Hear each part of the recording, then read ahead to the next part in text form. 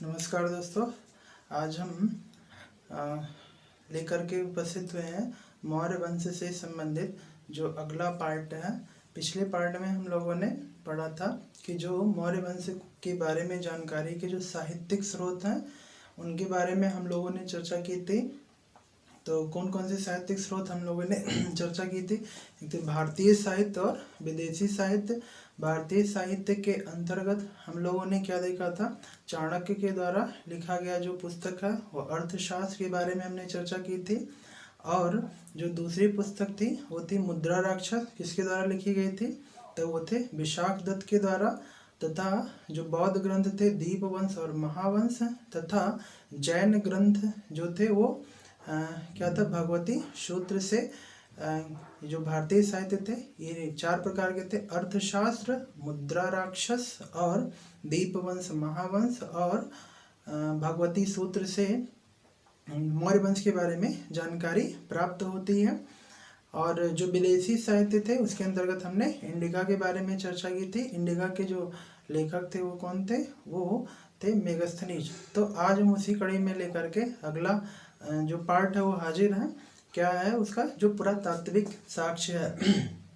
तो मौर्य वंश के बारे में जानकारी प्राप्त करने के लिए जो पुरातात्विक साक्ष्य है उनको हम क्रम वाइज देखेंगे। तो सबसे पहले हम देखेंगे कि चंद्रगुप्त मौर्य के काल से संबंधित जो पुरातात्विक साक्ष्य प्राप्त हुए हैं, पहले सबसे हम वो देखेंगे।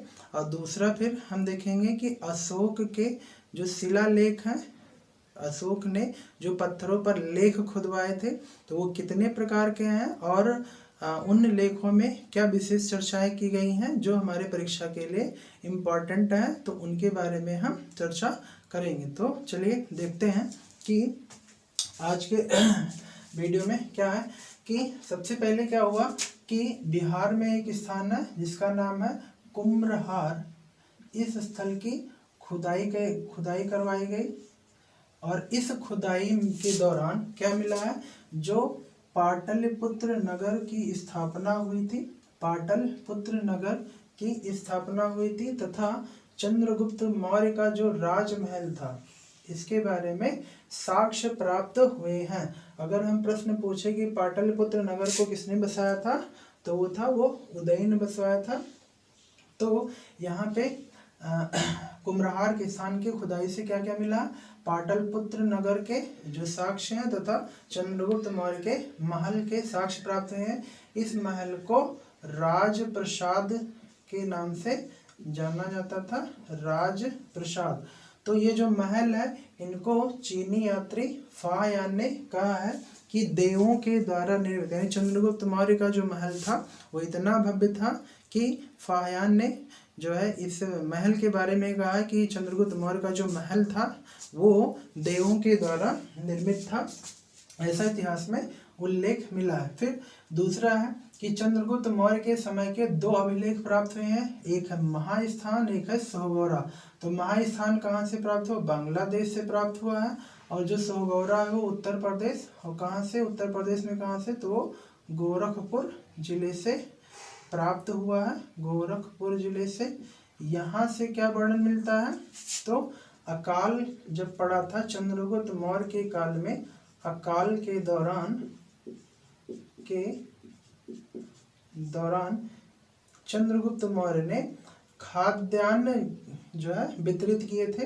अकाल के दौरान चंद्रगुप्त मौर्य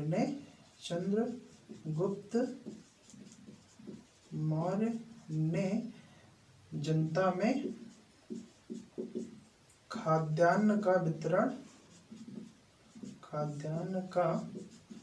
वितरण किया था। इसकी जानकारी प्राप्त होती है कहाँ से? तो जो बांग्लादेश में महास्थान नामक जो अभिलेख प्राप्त हुआ सोहगौरा। तो ध्यान रहे, महास्थान और सोहगौरा ये 2 जो अभिलेख प्राप्त हुए हैं ये किसके हैं? तो चंद्रगुप्त मौर्य के काल के। यहाँ से क्या जानकारी प्राप्त होती है? तो जो चंद्रगुप्त मौर्य के समय में जो अकाल पड़ा था तो उस समय इन्होंने चंद्रगुप्त मौर्य ने राहत कार्य के लिए जनता में खाद्यान्न वितरित करवाए थे। तो इसकी जानकारी मिलती है। तीसरे साक्ष्य के अंतर्गत अगर हम देखें तो रुद्रदामन का जूनागढ़ अभिलेख, ये प्रश्न बहुत ही इंपॉर्टेंट है, कई बार पूछा गया है। रुद्रदामन का जूनागढ़ अभिलेख, तो ये संस्कृत भाषा का पहला प्राप्त अभिलेख है, यानी संस्कृत भाषा में लिखा गया ये पहला अभिलेख प्राप्त हुआ है। इस अभिलेख में क्या क्या वर्णित है, तो पहला पॉइंट है कि एकमात्र ही यही अभिलेख है जहाँ पे चंद्रगुप्त मौर्य और अशोक इन दोनों के नामों का एक साथ जो है उल्लेख हुआ है। यानी रुद्रदामन के जूनागढ़ अभिलेख में ही चंद्रगुप्त मौर्य और सम्राट अशोक के नाम का एक साथ उल्लेख हुआ है। साथ ही एक और चीज इसमें लिखा मिलता है जो हमारे एग्जाम के पॉइंट ऑफ व्यू से बहुत ही इम्पोर्टेंट है। एक थे पुष्यगुप्त। पुष्यगुप्त कौन थे, तो ये चंद्रगुप्त मौर्य के काल के, चंद्रगुप्त मौर्य के काल के सौराष्ट्र प्रांत के राज्यपाल थे।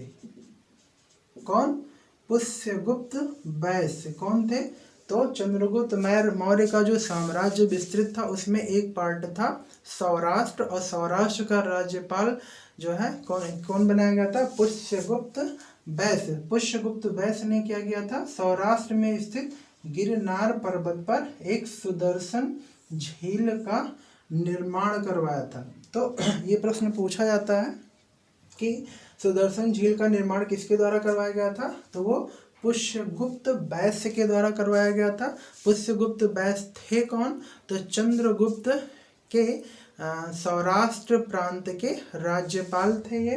फिर आगे वर्णन मिलता है इसमें कि एक थे तुषास्प। अब ये कौन थे, तो तुषास्प के बारे में अगर हम यहाँ पे देखें, तुषास्प कौन थे, तो ये अशोक के काल में, सम्राट अशोक के काल के सौराष्ट्र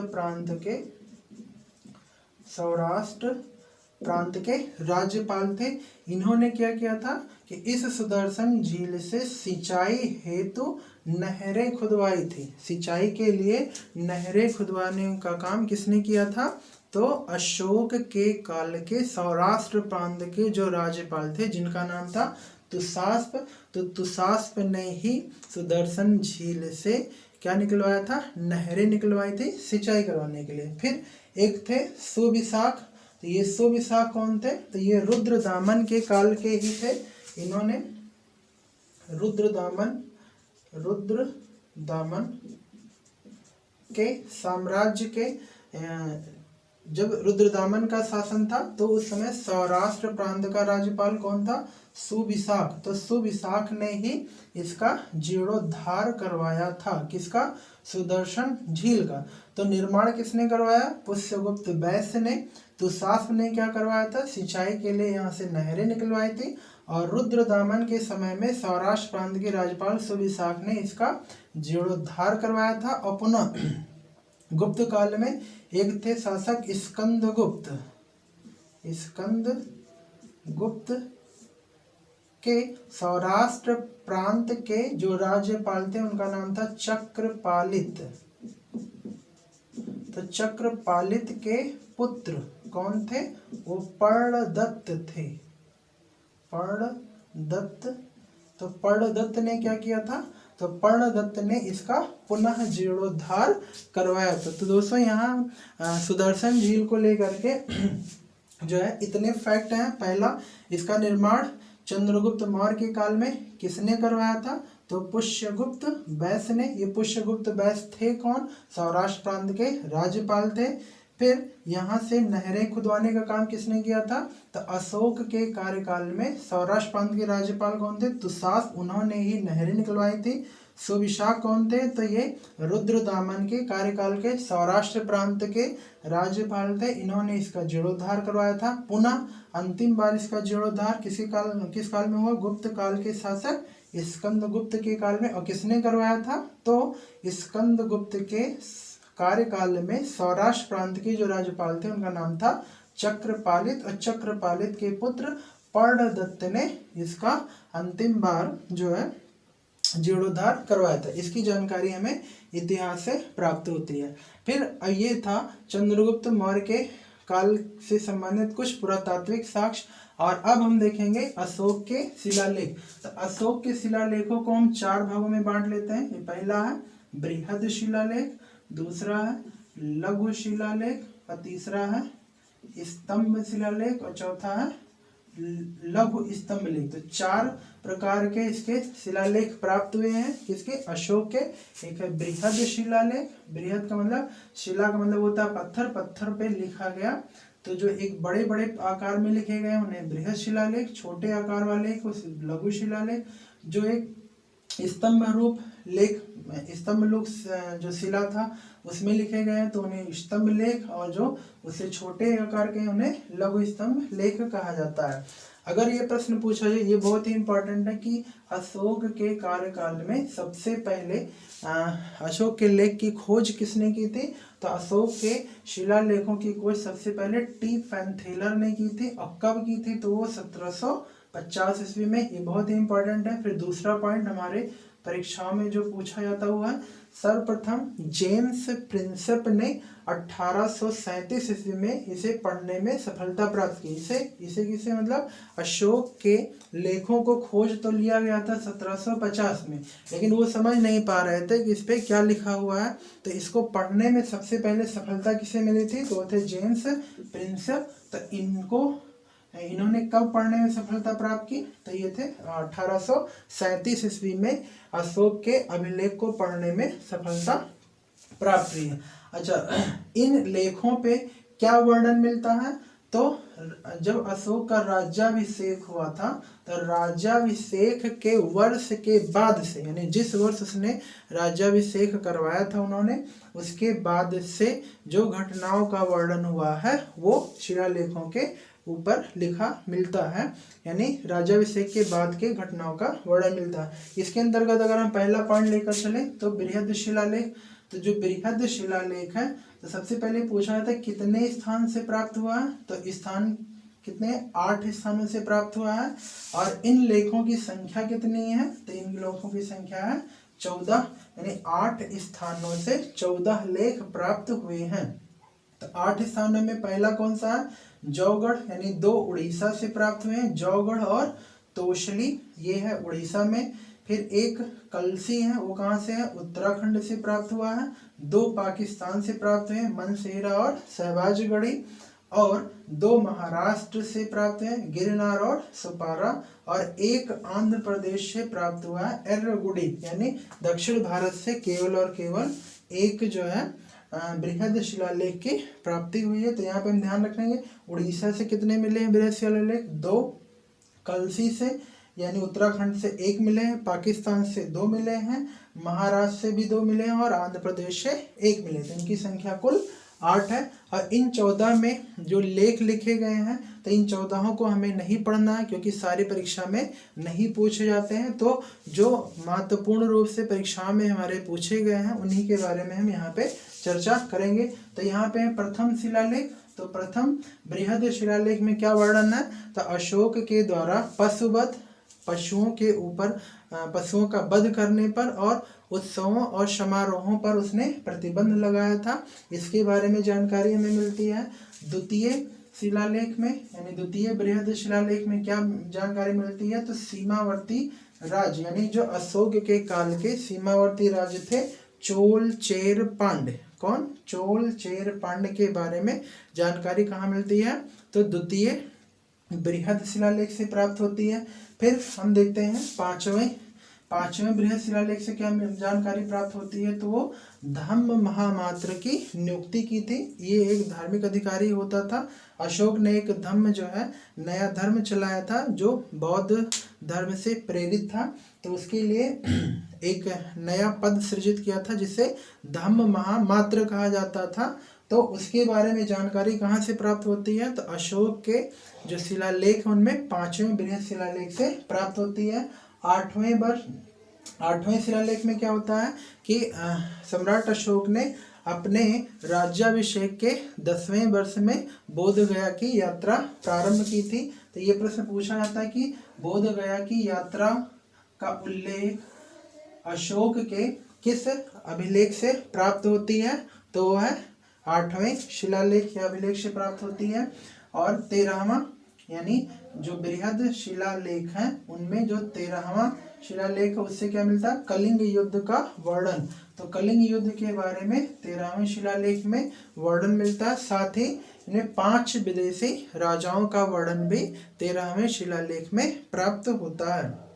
तो इस प्रकार ये जो है हमने देख लिया कि चंद्रगुप्त मौर्य के काल में जो महत्वपूर्ण एग्जाम के पॉइंट ऑफ व्यू से बिंदु थे उसको चर्चा कर लिया हमने उसकी, और फिर अशोक के बृहद शिलालेख की चर्चा कर ली। अब हम अगला देखेंगे लघु शिलालेख। हाँ, तो फिर दोस्तों देखते हैं हम कि लघु शिलालेख। तो लघु शिलालेख के बाद अभी हमने इसके पहले चर्चा की बृहद शिलालेख, अब हम देखते हैं लघु शिलालेख। तो लघु शिलालेख में ये प्रश्न पूछा जाता है कि सबसे ज्यादा कहाँ से मिले हैं? तो सबसे ज्यादा कर्नाटक राज्य से प्राप्त हुए हैं। लेकिन कर्नाटक के अलावा कहाँ? मध्य प्रदेश, आंध्र प्रदेश, यूपी और बिहार तथा राजस्थान से प्राप्त है। यानी लघु शिलालेख जो है वो 6 राज्यों से प्राप्त हुए हैं। कर्नाटक, मध्य प्रदेश, आंध्र प्रदेश, उत्तर प्रदेश, बिहार और राजस्थान से लघु शिलालेख की प्राप्ति हुई है। इनमें जो राजस्थान से प्राप्त हुआ है उसे भाब्रू शिलालेख, भाब्रू है कहाँ? तो ये है जयपुर में। तो जयपुर के भाब्रू नामक स्थान से जो लघु शिलालेख प्राप्त हुआ है उसमें क्या जानकारी मिलती है कि बौद्ध धर्म के त्रिरत्न जिन्हें बुद्ध, धम्म तथा संघ कहा जाता है, यानी बौद्ध धर्म के त्रिरत्न कौन थे? बुद्ध, धम्म और संघ। बुद्ध, धम्म, संघ में के प्रति इन्होंने श्रद्धा प्रकट करने के बारे में जानकारी प्राप्त होती है। तो बौद्ध धर्म के त्रिरत्न में श्रद्धा प्रकट करने की जानकारी हमें कहाँ से मिलती है? तो राजस्थान के भाब्रूगढ़ लघु शिलालेख से प्राप्त होती है। साथ ही एक प्रश्न बहुत ही प्रचलित है कि अशोक के किन लघु शिलालेखों में जो है अशोक का वास्तविक नाम अशोक मिलता है? तो वो था एमपी के दतिया जिले में स्थित गुर्जरा तथा कर्नाटक के मास्की, उडनगोलम और नेत्तूर, यानी 4 लघु शिलालेख हैं। एक है एमपी का गुर्जरा, कर्नाटक का नेत्तूर, उडनगोलम और मास्की जो शिलालेख मिला है वहाँ से अशोक का अशोक नाम वर्णन मिलता है। बाकी शेष सभी बृहद शिलालेख, लघु शिलालेख, स्तंभ लेख और बृहद स्तंभ लेख जो भी मिले हैं सब में अशोक को क्या कहा गया है? देवा नाम प्रिय, देवा नाम प्रियदर्शी कहकर संबोधित किया गया। मतलब ये 4 लघु शिलालेख हैं जहाँ पे अशोक को अशोक वर्णित किया गया। बाकी के शेष सभी में क्या लेख लिखा मिलता है? देवा नाम प्रियदर्शी। तो एक प्रश्न ये भी पूछा जाता है देवा नाम प्रियदर्शी किसके लिए उपयोग किया गया है? तो वो अशोक के लिए प्रयोग किया गया। तो परीक्षा के पॉइंट ऑफ व्यू से ये 2 पॉइंट जो है आपके बहुत ही इम्पोर्टेंट है। अब हम देखते हैं कि स्तंभ लेख। तो स्तंभ लेख 6 स्थानों से प्राप्त हुए हैं और इनकी कुल संख्या कितनी है? तो 7 लेख उत्कीर्ण करवाए गए। तो हम देख लेते हैं 6 स्थान में कौन है? एक दिल्ली, टोपरा और दिल्ली मेरठ। दिल्ली, टोपरा और दिल्ली मेरठ को फिरोज शाह तुगलक ने कहाँ पर? टोपरा, टोपरा कहाँ? हरियाणा में। और मेरठ कहाँ है? ये है यूपी में। तो यूपी और ये हरियाणा में था। इन दोनों को उठा करके फिरोज शाह तुगलक ने कहाँ स्थापित करवाया? तो वो दिल्ली में स्थापित करवाया। यानी ये स्थापित करा था हरियाणा के टोपरा में और ये यूपी के मेरठ में। इन दोनों को उठा के कहाँ स्थापित करवा दिया? दिल्ली में। कौन? फिरोज शाह तुगलक। ये सल्तनत काल में तुगलक वंश का ये महत्वपूर्ण शासक था, इसने उठाया था। फिर इलाहाबाद कौशाम्बी स्तंभ लेख। इलाहाबाद कौशाम्बी को ये स्थिति कहाँ थी? ये कौशाम्बी में स्थित था। इसको किसने उठाया था? तो अकबर ने अपने कार्यकाल के दौरान उठाकर कहाँ पहुंचा दिया था ये इलाहाबाद में। तो ये इलाहाबाद में स्थित है। और शेष जो 3 बचते हैं वो रामपुरवा, लौरिया नंदनगढ़ और लौरिया अरराज, ये तीनों कहाँ हैं? तो ये हैं बिहार में, बिहार से प्राप्त है। बिहार में किस जिले से? तो ये चंपारण जिले से प्राप्त हुए हैं। इनमें भी अगर देखें, वैसे ये इम्पोर्टेंट नहीं है परीक्षा की दृष्टि से, लेकिन फिर भी देख लिया जाता है। इनमें जो दूसरा और 7वां लेख है उसमें धम्म की परिभाषा के बारे में चर्चा की गई है। जो तीसरा लेख है उसमें पाप की ओर ले जाने वाले जो दुर्गुण होते हैं उनके बारे में अशोक ने उत्कीर्ण करवाया है। और चौथे में रज्जुक नामक जो एक अधिकारी था, रज्जुक नामक अधिकारी का उल्लेख किसमें हुआ है? तो वो चौथे लेख में हुआ, चौथे स्तंभ लेख में हुआ है। और छठवें में क्या हुआ? स्वयं के द्वारा धम्म संप्रदाय का आदर एवं सत्कार के बारे में उत्कीर्ण करवाया है। तो ये इस प्रकार से हमारा स्तंभ लेख के बारे में जो महत्वपूर्ण बिंदु था वो हो गया। और हम देखते हैं लघु स्तंभ लेख के बारे में। तो ये कहाँ से प्राप्त है, कितने स्थानों से? तो इनकी संख्या 5 है, यानी 5 स्थानों से प्राप्त हुए। कौन कौन से? एक सांची से, सांची, सारनाथ, कौशाम्बी, रुमिनदेई और निगलीवा। यानी 5 कौन? सांची का लघु स्तंभ लेख, सारनाथ का लघु स्तंभ लेख, कौशाम्बी, रुमिनदेई और निगलीवा। तो इसमें जो कौशाम्बी का लेख है उसे रानी का लेख भी कहा जाता है। क्यों? अशोक की रानी, अशोक की रानी करुआकी, करुआकी का उल्लेख इसमें प्राप्त होता है। और दूसरा रुमिनदेई जो लेख है उसके अनुसार राज्याभिषेक के 20वें वर्ष अशोक ने कहाँ की यात्रा की थी? लुम्बिनी की यात्रा की थी।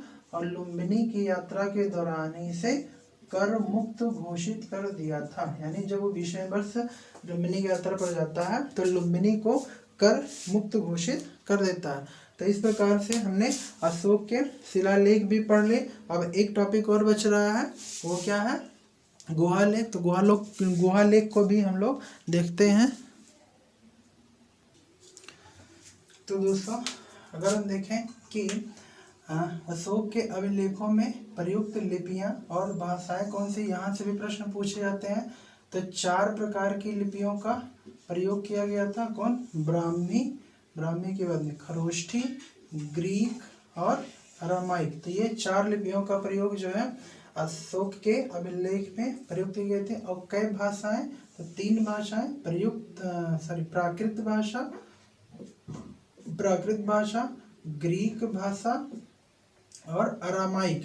तो ये 3 भाषाओं का प्रयोग किया गया था। और अगर अगला जो महत्वपूर्ण पॉइंट देखें लिपियां और भाषाओं को लेकर के, तो वो था पाकिस्तान से प्राप्त अभिलेखों में ग्रीक, अरामाइक और खरोष्ठी लिपि का प्रयोग हुआ है। यानी वहाँ पर जो ब्राह्मी लिपि है और प्राकृत भाषा उसका उपयोग नहीं हुआ है। तो किसका? ग्रीक, अरामाइक और खरोष्ठी लिपि का प्रयोग हुआ है। बाकी के शेष जो अधिकांश अभिलेख मिले हैं उनमें प्राकृत भाषा का उपयोग किया गया। तो पाकिस्तान से प्राप्त जो अभिलेख है वहाँ पे ग्रीक, अरामाइक और खरोष्ठी लिपि का प्रचलन हुआ था, यानी का प्रयोग किया गया था। और अधिकांश अभिलेखों में अशोक के अधिकांश अभिलेखों में प्राकृत भाषा का उपयोग किया गया था। अब हम देख लें कि जो गुहा लेख थे, यानी गुहा मतलब गुफा लेख, यानी गुफा का निर्माण करवाया था किसने? अशोक ने। कहाँ पर? बिहार के गया जिले में बाराबर की पहाड़ियों को कटवा करके गुफा का निर्माण करवाया था। जबकि अशोक के पुत्र थे दशरथ, दशरथ ने नागार्जुनी पहाड़ी को कटवा करके जो है गुफा का निर्माण करवाया था। तो इस प्रकार दोस्तों हम लोगों ने जो है मौर्य काल के या मौर्य साम्राज्य के जो पुरातात्विक साक्ष्य थे उनको हम लोगों ने कंप्लीट कर लिया है। और जो हमने इसके पीछे वाली क्लास में एक ग्राफिंग की थी, तो ग्राफ के अंतर्गत जो मौर्य साम्राज्य के जो शासक हैं अगली क्लास में हम उनको लेकर के आप लोगों के समक्ष प्रस्तुत होंगे। और आप जो है इस वीडियो को पूरा देखिए और आनंद लीजिए इसका, और तैयार भी करिए साथ में, क्योंकि यहाँ से प्रश्न पूछे जाते हैं। हमने उन सभी प्रश्नों को इस वीडियो के माध्यम से जो है समेटने का प्रयास किया है। आपकी परीक्षा के लिए बहुत ही उपयोगी साबित होगा। धन्यवाद।